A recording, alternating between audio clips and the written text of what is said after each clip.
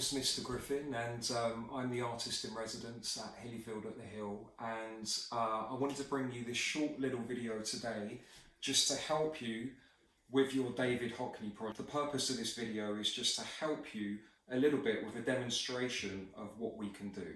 So this particular lesson is on David Hockney. And who is David Hockney? Well, hopefully you will know by now, because I've put a lot of information about David Hockney, but if I summarise that really briefly, David Hockney is considered one of the greatest living English artists of the 20th century. So he's a very important figure in art. And one of the key things about David Hockney is his use of colour.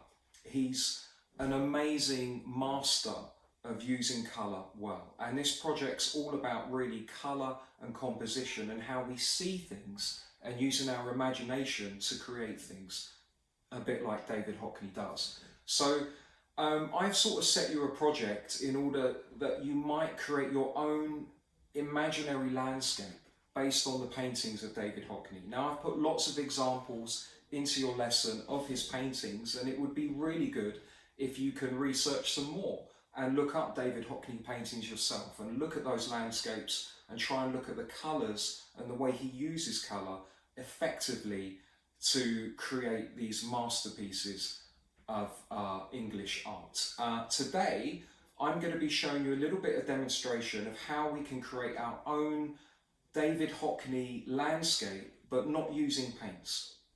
Okay, if you've got paints at home to do this, brilliant. Then there's a whole exercise in how you can mix colour on there, how we understand colour, complementary colours, primary colours, secondary colours, and that will give you a real opportunity to be able to use paint and create your painting, following the instructions that I've put in the lesson plan. But if you're at home and you don't really have those materials at hand, if you don't have any paints, if you don't have coloured pencils or felt pens, which a lot of us won't, then I'm going to show you in this demonstration how we can still create our landscape painting, but by using recycled everyday materials that you're likely to have at home. So what have I got here? I'm going to show you a little bit about what I've got here with me. So the first thing that we need is a pair of scissors. Okay, that's quite important, pair of scissors, and then we need a piece of paper. Now, I'm using an A3 size piece of paper. I think this is probably A2 size. You can use any piece of paper that you've got at hand. A4 paper, normal printing paper will be absolutely fine for this project. So don't worry about too much about that. But you need a piece of paper, you need your scissors at hand, and then you need the materials that we're going to be using in order to create our picture. Now, what I've done is I have lots of old magazines, lots of old things, and you'll see I've gone through my magazines, and what I've done is I've tried to look for colourful pages, no matter what they are. You'll see there I've got some green, and I've torn them out of old magazines. So they're literally old magazine pages. Here you can see quite a lot of colours in that. I think that would be really good for a landscape. More colours there. I've got reds, I've got greens. That's what I've done, and I've got things like sweet wrappers. I've even got, if I go over here, I found an old paper bag. That could be really good for doing our landscape. And this is just old sweet wrappers that I had lying around. You could also use things like food labels off of tins. They're really good. Maybe cereal boxes. Anything at hand that will give you the colours that we need to create something quite bright. If you look at those David Hockney paintings, the colours he uses are very strong. So I've tried to steer clear of kind of boring colours and flick through old magazines and pick the bright colours that I think will be good to use. Okay, so that's all you need in order to create this. And of course, maybe a brush and some glue. All right, so scissors, glue, recycled materials and paper. Yeah, and out of that, we can start to make our landscape painting. So the first thing I'm going to do, you can see here, if I bring this up to the camera, the first thing that you want to do with a pencil is start to draw out what your landscape might look like. Before we start putting anything down or sticking any paper down, we need really we need a plan. And this is my plan of my landscape. You can see here, if I bring it up, back up to the camera again, you can see I've put some mountains in, I've put some coloured shapes, I've put lines in the fields. If I bring that in there, you can see it's pretty simple. But I've looked at David Hockney's paintings and I kind of love those particular paintings where you see the colours. Shall I show you one? Should I show you one that I've been looking at? I've got my little David Hockney book here, which I love. And if I bring this up, you can see here, I'm looking at this particular painting. If I bring that really close, you can kind of see it. And can you see all those beautiful colours that he uses and the curve of the roads, the way he puts the forest in, the way he puts these fields in. And here, look at the reds and the greens and the colours that he uses. Amazing. So I want to create a similar effect. So really what I've done is just use the basis of one of his paintings, the way he lays out the curves, the shapes and the patterns, and I'm going to imagine my own landscape from this point, okay? So that's the most important thing. Get your pencil, before you begin anything, get your paper, get your pencil and begin to mark out and draw roughly what you'd like your landscape to look at. It doesn't have to be perfect. This is just really to help us know where to place our colours and our different materials once we have our plan complete. If we don't have that, then we're likely to not know what we're doing and end up in a real mess. So it really helps if you can put the plan down on paper. You'll notice something else I wanted to point out here. With things like, I've got a mountain in the back of mine. You see these hills and mountains. You'll notice I've shaded these areas in darker. And that helps me because I think when I start to create my landscape, I want the darkest colours to be at the back of the picture and I want the brightest colours to be at the front of the picture. And what that will do is create a sense of perspective. When we look into the distance at different things, we'll notice that things seem further away, seem to be in shadow and they seem to be darker, and the things closest to us seem to be brighter. And so if we use that when we create our painting, it will give a sort of three-dimensional effect. Rather than it just being a flat picture, it helps us bring a thing called perspective into our work. So you might want to think about that when you're planning your picture as well. Okay, so once you've got your paper down, you've thought about the David Hockney picture that you might kind of want to create. Now, you don't have to imagine your own landscape. If you see a particular David Hockney painting and you fall in love with it, you think, oh, that's amazing, I want to make that, then go ahead, try and make a copy of that painting. Either whether you're painting or using felt pens, or, as in this video, we're going to be using recycled materials. So anyway, I've got my plan. I've got my paper down. I've laid out kind of what I want to do. And you'll see here, I've already just put my first piece of colour from a recycled, I think this was an old label, food label, and I've cut a shape and I've started to place that on. So I'm going to show you a little bit more how we're going to do this. Now, in your lesson plan, I've put a colour wheel into that lesson plan. So you can look at that colour wheel and start to see and understand how colour works. Now, if you've done lessons with me, which many of you have, you've probably already covered this work, but it's easy to forget. So I've put another plan on there, but I want you to try and use that colour wheel to help you think about the colours that you're going to be placing on your particular landscape. Okay, so to give an example, there's a thing artists use which we call complementary colours. And what that really means is a colour and its opposite colour that work really well together. They're a bit like best friends. Okay, so if you were to go on your particular colour wheel, and you can print these off if you have access to a printer, you could, if you find the colour orange and you were to draw a line across that circle, across that colour wheel, its opposite colour would be blue. Blue and orange go really, really well together, and they're called what you call complementary colours. If you went to yellow and you did the same process and you use a ruler or a straight line and you go across that colour wheel, you'll come to the colour purple. Purple and yellow, that's its opposite complementary colour. If you went to green and you went across, you would find pink. That's its complementary colour. Now, obviously I've been an artist a long time. I know these things off by heart, but in the beginning when I was your age, colour wheel really helped me to place colours effectively together. Okay, now many of you will do this naturally, but it really helps if you refer to that system. So keep checking that as you pick your colours before you put them in, and your picture will work so much better. All right, so I've got my drawing placed on the table. I know roughly what the plan is, and I've carefully taken out lots of different coloured pages from old magazines, and I'm going to be using these to create my landscape. Okay, so I've got the green down.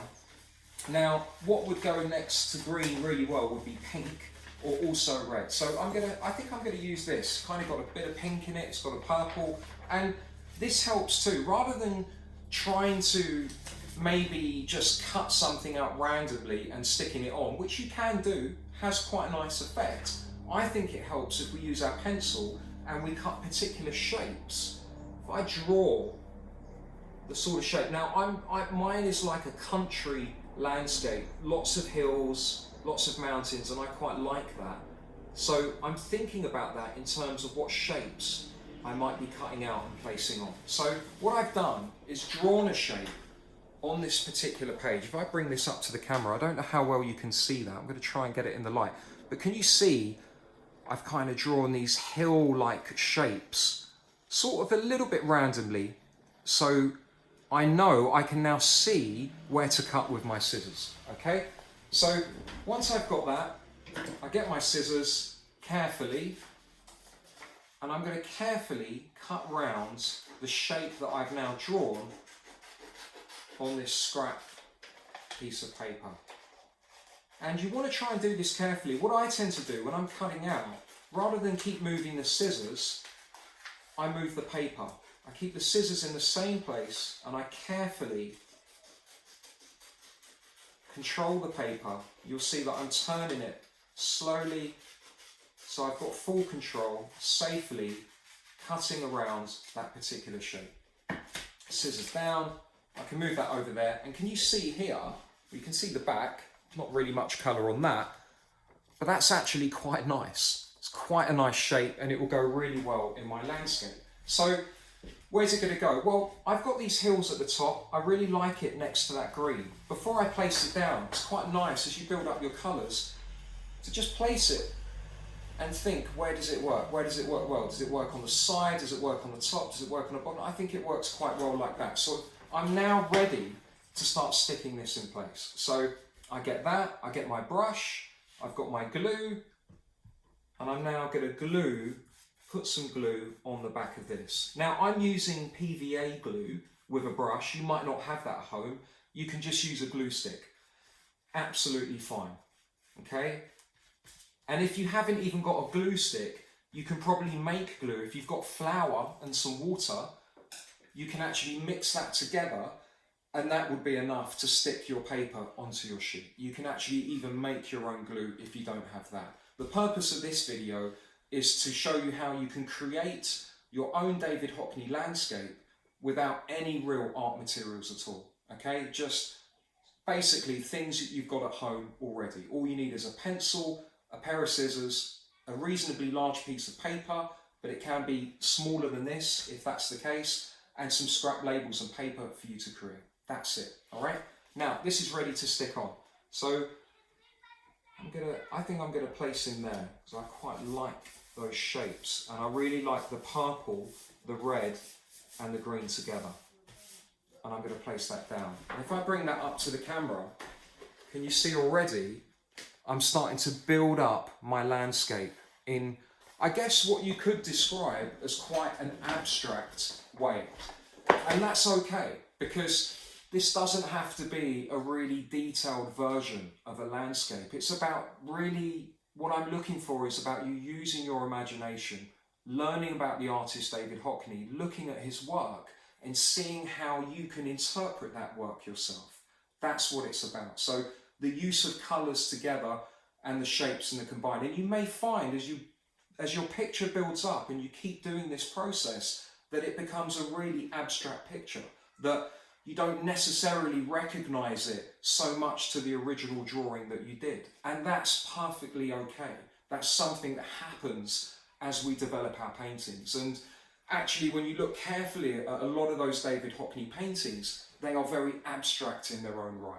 Okay, so that is how you can start to build up your picture. I'm going to show you, rather than you watch me spend maybe an hour doing this and you'll be bored, I've kind of been working on one in the meantime, in exactly the same process that I've shown you here. So I'm going to bring this a little bit closer up to the camera so you can see. And you see, I've started, this isn't finished, it's about halfway through. But you can see how it's become almost like an abstract painting. I've got my hills, I've got my colours, this could be water, these are going to be trees that come down. And by using that process of carefully picking out scrap bits of paper and labels and thinking about the colours they have and creating interesting shapes and gluing those down, I begin to create my abstract David Hockney painting. Now, in this instance, I've painted my own sky. Everything else here is a label or a scrap piece of paper in exactly the way I'm showing you here, but I had some blue paint here. Obviously I work as an artist, I have materials here, so I decided to paint my sky, which is really nice. But it would be just as easy for me to find some blues. You may want a grey sky, you may want a red sky, you may want a pink sky. Any of the colours could have been found in these old scrap materials and cut carefully and placed to create my sky there. And you can take this picture as far as you really want to. I could easily spend a lot more time on this. I could start finding birds or using the black shapes and drawing birds on the pages and cutting those out and having birds flying across my picture. I might want people in that picture. I might want a house. I might want a car. Anything. It's entirely up to you. But even without paints and even without pens or any real art materials at all, we are still able to create our own paintings. And I quite like my little painting here. He's not quite finished, but I'm gonna put the finished image of this picture onto your lesson plan. So you'll be able to have a look at this as well. But I'm interested in you creating your own one. Now, I know what good artist you are, and I know how well you use colour. So you're going to be able to do something amazing here. And obviously, if you've got paints at home, you've got felt pens, they're the materials to use. But even if you've got those, if you've never done, this is called a collage technique. And a collage is a fine art way of creating a particular picture or painting using mixed materials. So here, the materials are maybe a little bit of paint if you've got it, cut out paper, coloured paper, old magazines, all different things. So even if you've got paints at home, if you'd like to try this collage technique, don't be afraid to have a go. You can still do something amazing even if you've only got these materials. And so I hope that makes a little bit of sense. I hope you enjoy this project. And I also wanted to say I'm really interested in seeing what you're going to create. I really want you to be able to share your artwork with me so that I can see this. And also, at the moment, even though I'm working from home, I'm also at the school and I'm creating a really beautiful gallery space. And the first exhibition of work that's going to go in there is the work that you're doing here and at home. So I'm really interested in you sending me your artwork so that I can see what you're doing and be able to print that off maybe and hang it in the exhibition. So on your lesson plan, you will find an email address for me that you can send in your pictures of your artwork to me via that email address. If you have any problems with that at all, just contact your teacher. Your teacher can contact me or pass me on the artwork. But there is an email address where your artwork will be sent directly to me and I'll be able to see that. Yeah? So I hope I've explained a little bit here. I want to keep the video short because I know you don't have much time and I'm sure you want to get on with painting, which is all good with me. And have a real go at this, and I think you'll enjoy it. I love David Hockney's artwork, and I love the way he uses colour, and I'm always learning new things when I try and paint like he does. I like using this collage technique. It reminds me that, you know, we can create and make beautiful things even if we don't have a lot of materials, yeah? So when I was your age, I didn't have a lot of materials to use at home at all. I don't think I even had paints at home or anything like that. But I was able to use things that I had lying around, things that people had discarded as rubbish. I was able to take and create, and even though I didn't have the paint, I could cut those shapes out and I could create pictures like this. So I've been through this exact process just as you're going through it now, and I can tell you right now, you can do some amazing things. Your artwork will be way better than mine. I can't wait to see it, and I'm really looking forward to it. And I know it's a difficult time at the moment, being stuck at home. I'm stuck at home as well, but I am trying to use that time to be as creative as possible. You can probably see some of my artwork in the backgrounds. This is a big painting, Jackson Pollock piece that I'm working on. I'm also been doing a lot of drawing. Shall I bring this up? You can have a look at this.